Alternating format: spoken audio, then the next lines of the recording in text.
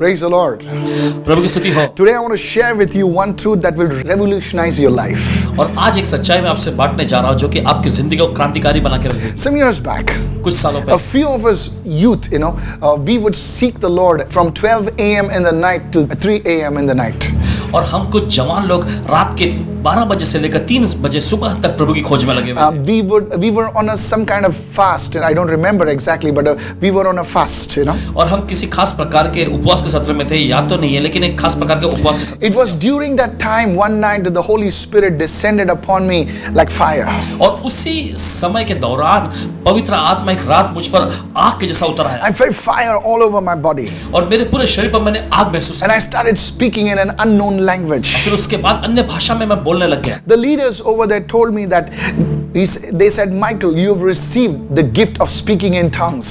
और जो अगुवे वहां पे जमा थे वे मुझसे कहने लगे कि माइकल तुमने अन्य भाषा बोलने के वरदान को पा लिया है। You see, this gift is the foundation gift for all other gifts of the Holy Spirit. आप देखते ये वरदान जो है पवित्र आत्मा के दूसरे सभी वरदानों के लिए बुनियादी वरदान है। And when I speak about this gift, it really excites me. It fills me with the presence of God.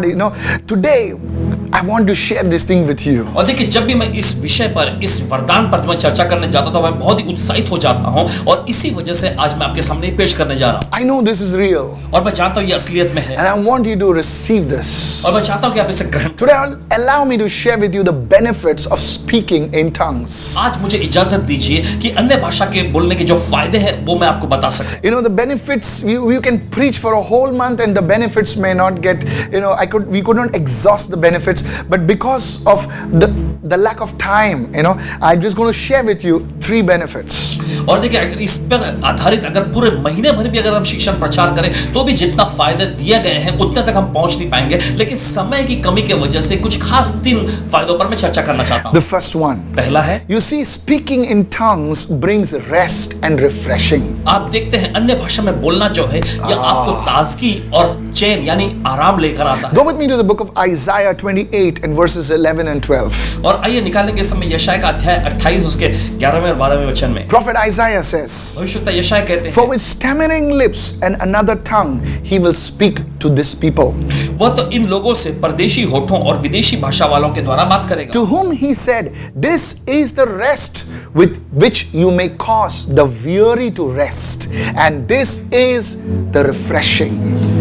जिनसे उसने कहा विश्राम इसी से मिलेगा, इसी के द्वारा थके हुए को विश्राम दो। We live in times of stress, we live in times of pressure, we live in times of oppression. और आप देखते हैं कि हम ऐसे दौर में जी रहे हैं जिसमें बहुत ही बेचैनी भरा हुआ है, दबाव भरा हुआ है, बहुत ही तनाव और हताशाएं भरी हुई हैं। And people to alleviate their stress, their depression, they're resorting to all sorts of measures. और देखिए लोग जब छुटकारा पाने के लिए देखिए अपने तनाव और अपनी इस हताशाओं से वे अनेकों अलग-अलग प्रकार की चीजों का इस्तेमाल करते हैं। Some are resorting to tobacco, some are resorting to alcohol, some are banking on pornography and other things like that, and it's so harmful to the body, it's so harmful to the soul and the mind. और देखिए अपने आत्मा और प्राण में चैन और आराम पाने के लिए देखिए कुछ लोग तंबाकू का सेवन करते हैं, कुछ लोग शराब का सेवन करते हैं, कुछ लोग अश्लील चीजों को देखते हैं और इस प्रकार से वे अपने मन और प्राण में आराम लाना चाहते हैं। Not only these things are costly, but the person ends up in addictions. और देखिए ये सारी चीजें जो है कहें तो महंगी जी नहीं, लेकिन व्यक्ति को जो है एक प्रकार के व्यसन में फंसा देती है। In these verses that I just spoke about, और ये बातें जो अभी मैंने कहे आपको, Prophet Isaiah brings out the relationship between speaking in tongues and rest. He brings out the relationship between speaking in tongues and refreshing. यहाँ पर भविष्यवक्ता यशायाह यहाँ पर अन्य भाषा बोलने और फिर आराम के बारे में बताते हैं और अन्य भाषा बोलने और फिर उसके साथ में ताजगी को जो जोड़ा हुआ ये बात बताते हैं। Speaking in tongues brings you rest. Speaking in tongues brings you refreshing. अन्य भाषा में बोलना जो है ये आपको चैन और आराम दिलाता है, अन्य भाषा में बोलना ये आपको ताजगी दिलाती है। And the best part, और सबसे अच्छी बात, it does not cost us anything. और इसके लिए आपको कुछ भुगतना नहीं पड़ता या कुछ दाम अदा नहीं करना पड़ता। Hallelujah. Hallelujah. It's free and it's so edifying. It's so refreshing. और देखिए बहुत ये मुफ्त में है और ये आपकी बहुत ही उन्नति करती है, ताजगी दिलाती है। People of God, परमेश्वर के लोग, if you are under depression, if you're feeling bogged down, if you're feeling wearied, I want to encourage you to start speaking in tongues every day. अगर आप हताशा में हैं, अगर आप दबाव में हैं, अगर आप थकावट महसूस कर रहे हैं तो चाहते हैं कि हर दिन आप अन्य भाषा में बोलें। Don't bury that gift. उस वरदान को गाड़े नहीं। Many of you have that gift already. आप में से बहुत सारे लोगों के पहले से ये वरदान है। Use that gift. उस वरदान का इस्तेमाल Don't be like that servant, whom God called wicked servant. Don't go and bury that gift. Start using that gift, and that gift will start growing, and it will help you. It will bring refreshing. It will bring rest to your spirit, to your soul, and to your body. Hallelujah! Receive it. उस दास के जैसा न बने जिसे प्रभु ने दुष्ट दास कहा था। नहीं, जिसने उस वरदान को गाड़ दिया था। नहीं, आप इस वरदान का इस्तेमाल करें और लगातार करते रहे। इससे आपकी आत्मा, प्राण, आपके शरीर में ताजगी आएगी। Hallelujah! You will share your testimony with me soon regarding this. और इसके बारे में बहुत जल्दी आप अपनी गवाही को बांटेंगे हमारे साथ। Let me go to the next one. चलिए अब दूसरे मुद्दे पर The second benefit of speaking in tongues is it increases your sensitivity to the Holy Spirit. और दूसरा फायदा अन्य भाषा बोलने का वो ये है कि पवित्र आत्मा के प्रति जो आपकी संवेदनशीलता है उसे वो बढ़ा देता है। You see, Samson, आप देखते हैं शिमशोन को, at the end of his life, he was not sensitive to the Holy Spirit. That's what I mean by the sensitivity to the Holy Spirit. शिमशोन को हम देखते हैं अपनी जिंदगी के आखिरी पड़ाव में, देखिए पवित्र आत्मा के प्रति उसके अंदर कोई संवेदनशीलता नहीं रह गई थी, वो पहचान नहीं पा रहा था। He did not know when the Holy Spirit left him. उसे ये समझ में नहीं आया कि कब पवित्र आत्मा उसे छोड़कर चला He गया। was walking in assumptions.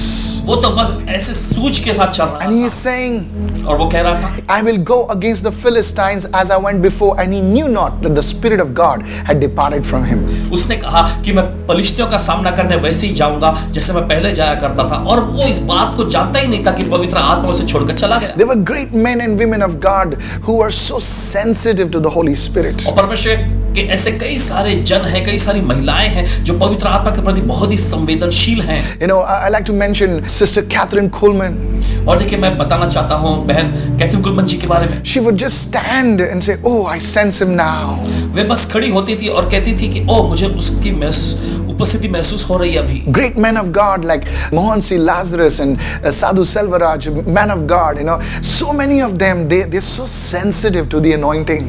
और देखिए परमेश्वर के बहुत सारे जन, मोहन सी लाजरस जी, साधु सेल्वराज जी, देखिए वे खड़े होते हैं और पवित्र आत्मा की उस उपस्थिति को महसूस कर लेते हैं। My goodness. बहुत ही बढ़िया। You see, speaking in tongues makes you sensitive to the Holy Spirit.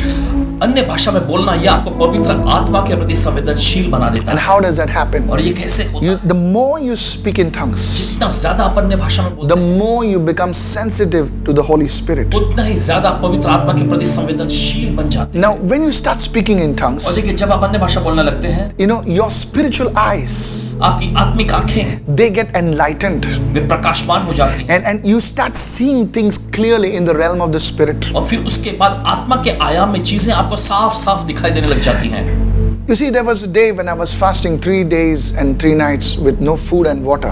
और पासवान जी के जिंदगी में ऐसे भी दिन थे जब इन्होंने ऐसे ऐसे उपवास के 3 दिन और 3 रात बिना खाने के, बिना पीने के। I shared this for your edification and to make you hungry for the things of God. और देखिए ये पाठ रहे ताकि आपकी उन्नति हो सके और परमेश्वर की चीजों के प्रति आप भूखे बन जाएं। And when I started praying in tongues, all through those 3 days, I came out of my room.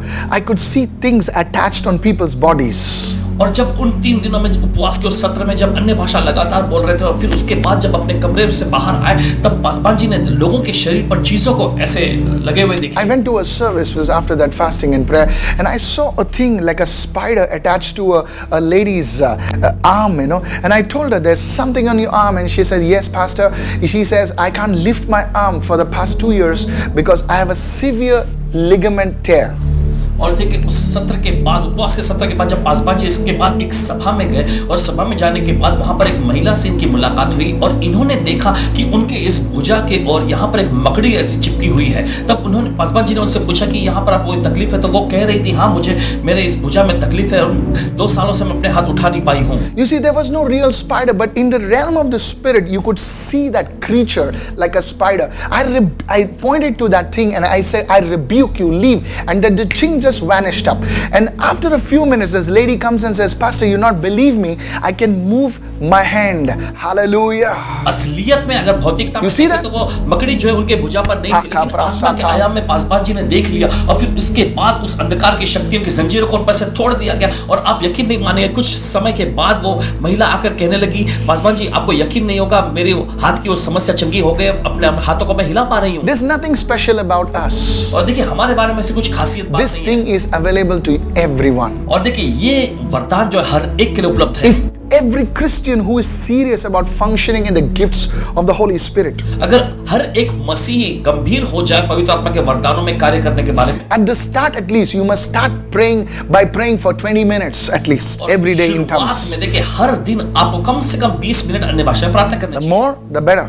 और जितना ज्यादा उतना ही बेहतर। Now, whether you're young or old, you should make it a priority to develop the spiritual discipline of speaking in tongues every day. चाहे आप नौजवान हो चाहे बुजुर्ग व्यक्ति हो, हर दिन अन्य भाषा में बोलने के जो अनुशासन को आपको अपने अंदर विकसित करना जरूरी है। Hallelujah. Hallelujah. I had the privilege of meeting so many wonderful men and women of God. Paswan ji को ये गौरव और सम्मान मिला है परमेश्वर कई सारे सेवक और सेविकाओं से मिलने का। And let me tell you, और बताने दीजिए, their secret is praying in tongues. उनका खास रहस्य अन्य भाषा में प्रार्थना If you करना see है। anybody being used mightily by God in the gifts of the Holy Spirit, in the anointing of God, the secret is praying in tongues.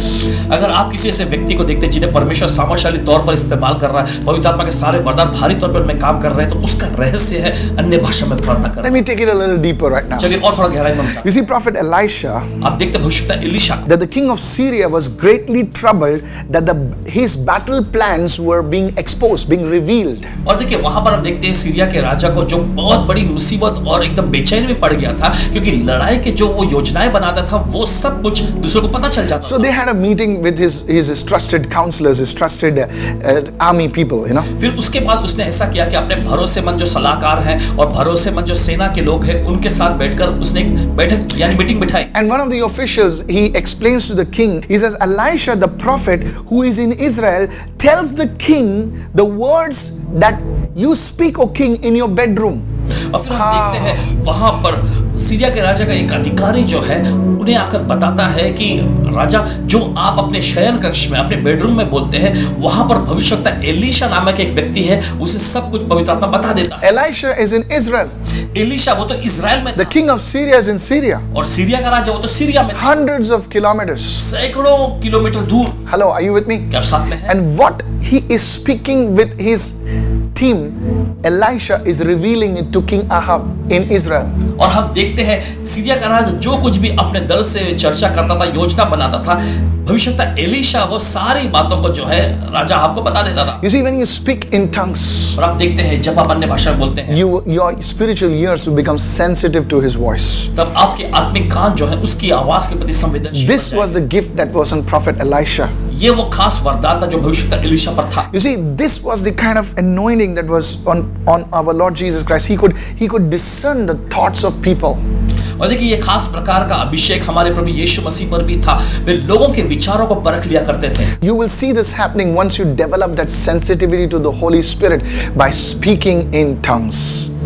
देखिए अन्य भाषा में बोलने के जरिए जब पवित्र आत्मा के प्रति संवेदनशीलता को आप अपने अंदर विकसित करेंगे तो ये सारी चीजें आपके साथ भी होने लगेंगी। I know of a man of God in South India, is a great man of God called Prophet Ezekiah Francis, और परमेश्वर के महान भविष्यवक्ता जन जी जो दक्षिण भारत में हैं, भविष्यवक्ता Ezekiah Francis ji, It's a real man of God. परमेश्वर की यकीनन सच्चे। It's my privilege to say I've learned so many things from this great man of God.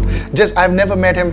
I would love to meet him, but I've just heard so much of his teachings and how his prayer life, it really inspired me. He constantly prays in tongues. और लगातार उनके शिक्षणों को पासवान जी ने सुने हैं और उनसे को बहुत ही उत्साहित होकर उन्नति हुई है और कैसे वे अन्य भाषा में लगातार प्रार्थना करते रहते हैं। And rich revelation just flows.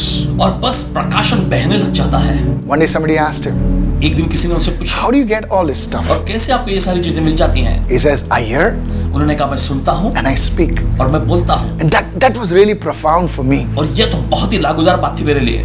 My father was an ordinary person. Thank God for my dad, but there was nobody to teach me the things of God. You see, these great men of God, I would hold on to every bit of secret that they would share, and this is one of them, that when you speak in tongues, your spiritual ears become sensitive to the Holy Spirit. और देखिए मेरे पिताजी तो एक सीधे साधे व्यक्ति थे और Yeah.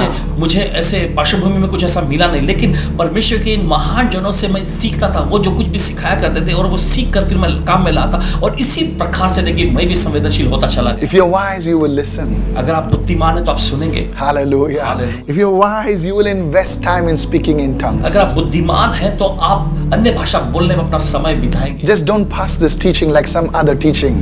इस शिक्षण को बस दूसरे किसी शिक्षण के समान एक और न कर दें। This is a foundational teaching that you cannot afford to ignore. ये वो बुनियादी शिक्षण है जिसे आप नजरअंदाज करने का जोखिम नहीं उठा सकते। Praise God. प्रभु की स्तुति। Let me go to the third benefit of speaking in tongues. चलिए अब हम चर्चा करेंगे अन्य भाषा बोलने के तीसरे फायदे क्या If you go to 2 Chronicles chapter 29 and verse 3, हैं। अगर आप निकालेंगे दूसरा इतिहास का 29वां अध्याय 3रा वचन, it says, in the first year of his reign, that is of Hezekiah's reign, in the first month, he opened the doors of the house of the Lord and repaired them. वचन ऐसा कहता है, अपने राज्य के पहले वर्ष के पहले महीने में, हिजकिय्याह का राज्य के बारे में बताया जा रहा है, उसने प्रभु के भवन के द्वार खुलवा दिया और उनकी मरम्मत भी कराई। What was the first thing that King Hezekiah did when he began his rule? जब राजा हिजकिय्याह राज्य करने लगा तो पहली चीज उसने क्या कराया? Notice what he says. गौर करें क्या कहता है? In the very first year, पहले वर्ष के in the first month of his reign, पहले महीने में उसके राज्य के he opened the doors of the temple. उसने मंदिर के दरवाजे खुलवा Not दिए। only did he open the doors of the temple, but he also repaired them. सिर्फ उसने मंदिर के द्वार दरवाजे को ही नहीं खुलवाया, लेकिन हम देखते हैं कि उसने उसकी मरम्मत भी करवाई। Look at the priority that the things that Hezekiah placed on. और गौर करें कि किन प्राथमिकताओं की चीजों को हिजकिय्याह राजा ने अहमियत दी। What is first in your life? आपकी जिंदगी में पहली चीज क्या है? You know, for Hezekiah, it was to open the doors of the temple, to repair the doors of the temple, and I think that should also be our priority too. और देखिए हिजकिय्याह राजा की सबसे पहली प्राथमिकता थी कि उसने मंदिर के दरवाजे को खुलवा दिए और यहाँ तक कि उनकी मरम्मत भी करवाई, और हमें लगता है कि यही प्राथमिकता हमारी भी होनी चाहिए। Now you may say, Pastor, what do you mean by opening the doors of the temple and how it can be my priority? What do you mean by the doors of the temple? और शायद आप सोच में पड़ के पूछ रहे हैं कि पासवान जी, ये मंदिर के दरवाजे खुलवा देना ये क्या बात है और ये मेरे लिए किस प्रकार से लागू होती है? So the first thing, तो पहली चीज, go to 1 Corinthians chapter 6 verse 16. और निकाले पहला कुरिन्थियों उसका 6वां अध्याय उसका 16वां वचन। It says, do you not know that your body is a temple of the Holy Spirit, क्या तुम नहीं जानते कि तुम्हारा शरीर पवित्र आत्मा का मंदिर है, who is in you, whom you have from God, and you are not your own? जो तुम्हें परमेश्वर की ओर से मिला है और तुम में बसता है और तुम तुम्हारे नहीं हो। Paul wrote to the Corinthians saying, our body in the New Testament is a temple of the Holy Spirit. पौलुस नए नियम में लिखते हैं कि हमारा शरीर जो है यह पवित्र आत्मा का मंदिर है। Our body is a temple of the Holy Spirit. हमारा शरीर पवित्र आत्मा का मंदिर है। Now where is the door? वो दरवाजा कहाँ है? Let me talk to you. बताने दीजिए। For that, go with me to Psalm 141 right now in verse 3. और उसके लिए हम निकालेंगे भजन संहिता का अध्याय 141 का 3रा वचन। So our body is the temple of the Holy Spirit. तो देख सकते हैं हमारा शरीर जो है पवित्र आत्मा का मंदिर है। Now where is the door? और अब बताइए कि दरवाजा कहाँ है? Psalm 141 verse 3 says, set a guard, O Lord, over my mouth. Keep watch over the door of my lips. So the door is here. हे प्रभु मेरे मुख पर पहरा बैठा और मेरे होठों के दरवाजे की रखवाली कर। तो दरवाजा देखिए यहाँ है। Come on, hallelujah. बोलिए hallelujah. So what should be our priority? तो हमारी प्राथमिकता क्या होनी Our चाहिए? priority should be dealing with the door. हमारी प्राथमिकता होनी चाहिए कि दरवाजे से हम निपटे बराबर। Come on, hallelujah. Hallelujah. And how do you do that? और कैसे आप ये करते You हैं? speak in tongues. आप अन्य भाषा बोलते हैं। You see, Paul the apostle had this revelation. आप देखते हैं पौलुस के पास ये प्रकाशन था। He said to the Corinthians, in 1 Corinthians 14:18, he says, I speak in tongues more than you all. उन्होंने कहा कुरिन्थियों की कलीसिया को, Wow. पहला कुरिन्थियों 14वां अध्याय 18वें वचन में उन्होंने ऐसा कहा कि मैं अन्य भाषा बोलता हूं तुम सबसे ज्यादा। Hallelujah. Hallelujah. You see, he placed priority on the door. He says, I speak in tongues. I speak in tongues more than all of you put together. और देखिए पौलुस ने प्रार्थना Glory. इस दरवाजे पर उन्होंने कहा मैं अन्य भाषा में बोलता हूं तुम सब लोगों से ज्यादा। And he didn't stop there. और वहीं पर वे नहीं रुके। In 1 Corinthians 14:4, please open your Bible. See what it says. पहला कुरिन्थियों 14वां अध्याय 4वां वचन, मेहरबानी करके अपना बाइबल He खोलें who देखें। speaks in tongues edifies himself. जो व्यक्ति अन्य भाषा में बातें करता है वह अपनी ही उन्नति करता है। Now, I'm not a Greek scholar. Please, I don't know much of Greek. Okay. Paswan ji कहना चाहते हैं कि यूनानी भाषा के विद्वान नहीं है। So I looked up this Greek word in the Greek dictionary. Paswan ji ने देखिए इसका शब्द यूनानी शब्द डिक्शनरी में ढूंढे And the word over there is oikodomio. और वहां पे शब्द आया है ओइकोडोमियो। Oikodomio. ओइकोडोमियो। Okay, the word edifies is the word oikodomia. What does it mean? और शब्द उन्नति का मतलब वहां पर यूनानी भाषा में लिखा है ओइकोडोमियो। इसका मतलब क्या It है? means 5 things. इसका मतलब है 5 चीजें। One. पहला है, It means to build a house, यह है घर बनाना, to erect a building, my goodness, इमारत को खड़ी करना, to restore by building. और देखिए उस इमारत की पुनर्स्थापना करना। Fourth, it says it means to rebuild. और चौथा जो है फिर से उसे बनवाना। And the fifth is to repair. पांचवा जो है वह है मरम्मत करना। So when you're praying in tongues, तो जब आप अन्य भाषा में प्रार्थना करते हैं, oikodomio, you are, all these 5 things are happening to you. और देखिए ये सारी 5 चीजें होने लगती हैं आपके साथ। Yeah. Somebody needs to lift your hands and say, thank you, Lord, right now. कोई तो अपने हाथों पर उठाकर कहे धन्यवाद प्रभु यीशु। You are receiving this. Hallelujah. ग्रहण कर रहे हैं। Many of you are receiving आप this. इसे बहुत सारे इसे ग्रहण कर रहे Type, I am receiving this right हैं। now. टाइप करें मैं ग्रहण कर रहा I हूं। want to see it. Say, I am receiving it right now. देखना चाहता हूं, लिखे मैं ग्रहण कर रहा My हूं। goodness. Somebody shout a hallelujah. कोई चिल्लाए hallelujah. This is a hallelujah moment. Come on. Hallelujah चिल्लाने का पल है। Glory to God. परमेश्वर को महिमा मिले। This means when we are praying in tongues, इसका मतलब जब हम अन्य भाषा प्रार्थना, we are undergoing a rebuilding, a repairing process. और देखिए ऐसा होता है कि फिर से बनाए जाना, फिर से मरम्मत किए जाने की प्रक्रिया में से हम जाते हैं। Now I want to be honest with you. और देखिए मैं ईमानदारी से कहना चाहता हूँ, Some time back, और देखिए अब तक कुछ समय पहले, I thought praying in tongues only edifies your spirit man. और पासवान जैसा कहते हैं कि सोचा करते थे कि अन्य भाषा में बोलना सिर्फ आत्मिक मनुष्य की उन्नति करता है। I heard great men of God say this, and they're not wrong, that it only charges your inner man. और परमेश्वर के महान जनों को कहते हुए सुने हैं इन्होंने, Yes. और वो गलत भी नहीं है। वे ऐसा कहते हैं कि ये आपके अंदरूनी व्यक्ति, भीतरी मनुष्यत्व को ऊर्जा से भर देता है। But look at that verse right now. लेकिन उस वचन को देखें फिर, He who speaks in a tongue edifies himself. जो अन्य भाषा में बातें करता है वो अपनी ही उन्नति करता है। What is himself? अपनी ही क्या है? 1 Thessalonians 5:23 says, man is a spirit, soul and body. पहला थिस्सलुनीके उसका 5-23 वचन में लिखा है कि मनुष्य क्या है? मनुष्य तो एक आत्मा है, उसके पास प्राण और शरीर है। So himself includes spirit, soul and body. तो अपनी ही इसका मतलब मिलाकर देखा जाए तो आत्मा, प्राण और शरीर है। So when you pray in tongues, तो जब आप अन्य भाषा में प्रार्थना करते you are actually, restoration is happening even in your bones, in your blood, in your skin. I'm telling you, Oral Roberts said that when you pray in tongues, healing begins to happen, restoration begins to happen in your body. And he was not wrong. See, it says over there. और देखिए जब आप अन्य भाषा में बोलते हैं Yes. तो चंगाई और स्वास्थ्य का कार्य शुरू हो जाता Yes. है आपके शरीर में, आपकी हड्डियों में, आपके खून में। और देखिए और रॉबर्ट जी ऐसा कहा करते थे कि जब अन्य भाषा में तुम बातें करते हो तो पुनर्स्थापना होने लगता है, और वे गलत नहीं थे। देखिए यहाँ पर इस वचन में दर्ज है ये। I read a report by a medical doctor who said that he was a Christian and he was a spirit-filled doctor. God bless all the spirit-filled doctors. They're doing a great job. I'll और tell you. देखिए एक मसीही doctor ने इस प्रकार का लेख लिखा, परमेश्वर उन्हें आशीष दे सभी डॉक्टरों को। Amen. He says, when you pray in tongues, you see there's something happening in your brain. There's something happening in the part of your body. And he was not wrong. He says, he speaks in a tongue, edifies himself, restores himself, his body, his soul. Things begin to happen in your body. और देखिए उन्होंने Healing. इस प्रकार से लिखा कि जब कोई अन्य भाषा में बातें करता है Yes. तो चीजें उनके मन में, उनके दिमाग में, उनके शरीर में होने लगती है, और वे गलत नहीं। देखिए यहाँ पे वचन में लिखा कि जब आप अन्य भाषा में बोलने लगते हैं तो चंगाइयां, स्वास्थ्य आपके अंदर आने लगता है, चीजें बनने लग जाती, पुनर्स्थापना होने लग जाता है। See, don't limit God's restoration power only to your inner man. You see, as you speak in tongues, you will receive healing in your body. Maybe you'll start looking younger. Hallelujah. और देखिए परमेश्वर की पुनर्स्थापना की सामर्थ जो है हाँ, उसे सिर्फ अपने बात भीतरी मनुष्यत्व तक ही मत रोकें। जब आप अन्य भाषा में बातें करते हैं तो देखिए ये चीजें आगे भी बढ़ने लगती हैं और ज्यादा नौजवान दिखने लग जाते हैं। Just kidding, okay? But it may happen. I'm telling you, it can happen. कहते हैं ऐसा होता है। Praise God. Many of you, I told you earlier, you'll feel refreshing. That's in your spirit, man. Their soul, your emotions will be charged up, changed, renewed. So I want to tell you right now, as I said right now, the repairing, rebuilding of your temple will happen even as you speak in tongues. और जैसे पहले मैंने चर्चा किया था कि जब आप अन्य भाषा बोलने लगते हैं तो ताजगी आने लगता है, चैन और आराम आने लग जाता है। उसी तरीके से देखिए जब आप अन्य भाषा बोलने लगते हैं तो आप मंदिर के उस मरम्मत में लग जाते हैं। How long will you allow the devil to steal, kill and destroy? कब तक आप शैतान को इजाजत देंगे कि वो चोरी करता रहे, घात करता रहे, नाश करता रहे? Enough. बस हो गया। His whatever schemes, stop now in Jesus' name. उसका उद्देश्य और उसकी योजना, उसका मिशन आपके खिलाफ में रुकता है अभी यीशु के नाम में। Receive this word today. ग्रहण करिए इस वचन को, Act on it today. इस पर कार्य करें। You will see changes in your life, great changes. आप अपने जिंदगी में बदलावट को देखें, एक महान बदलावट।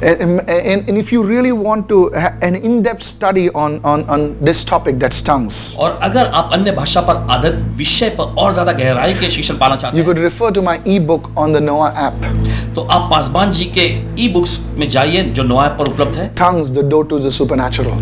अन्य भाषा अलौकिक आयाम का दरवाजा। You know, so you just take hold of that book, study it, just don't read it, study it again, and you will see how the Lord will impact your life through His word. उस संदेश को लेकर देखिए, सिर्फ ऐसे ही पढ़िएगा नहीं, उस पर अध्ययन करिएगा, फिर देखेंगे परमेश्वर कैसे इस वचन के जरिए आपकी जिंदगी पर असर डालता है। I want you to go through this teaching again. और चाहते हैं कि फिर से आप इस शिक्षण पर गौर करें, Share it with as many people as you can, जितने भी लोगों से आप बांट सकते हैं बांटिएगा, and God bless you. और परमेश्वर आपको आशीष दे। I'm sure you're blessed by the word. मुझे पूरा यकीन है आप इस वचन के जरिए आशीषित हुए हैं।